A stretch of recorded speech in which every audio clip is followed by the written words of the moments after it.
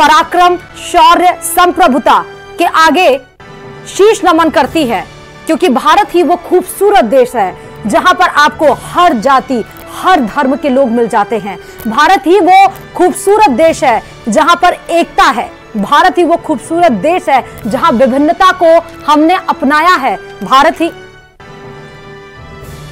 बड़ी चौपट से ये तस्वीरें आप टीवी पर देखते हैं।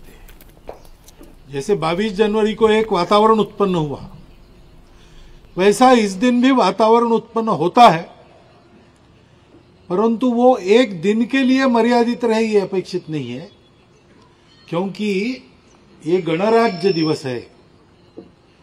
अभी ये संविधान संसद में रखा गया और सरकार का कारोबार उसके आधार पर चलता है, परंतु अपना गणराज्य है, यानी ये प्रजा का राज्य है, तो इसको प्रजा को चलाना है।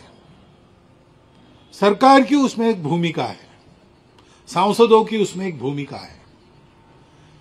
इस संविधान को सुरक्षित रखना, इस संविधान को लागू करना, ये टेक्निकली सरकार का काम है, परंतु वास्तविक दृष्टि से ये तो अपने व्यवहार का काम है। और इसलिए संविधान का हम थोड़ा अध्ययन करें। बहुत विद्वान लोग जैसा करते वैसा करने की जरूरत नहीं, लेकिन मोटा मोटी 4 बातें हैं जो संविधान का प्राण है, ऐसा मैं मानता हूं। संविधान की अपने प्रस्तावना है, प्रीएम्बल।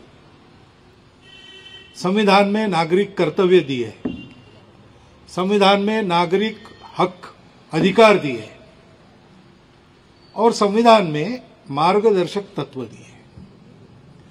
ये बातें ऐसी है जो बदलती नहीं।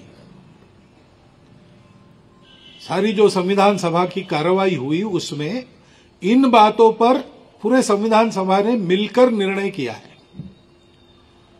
वो अपने देश का सामूहिक संकल्प है, उसके अनुरूप अपना आचरण होना चाहिए। हमारे यहां सब प्रकार की स्वतंत्रता दी है, परंतु ये भी कहा गया है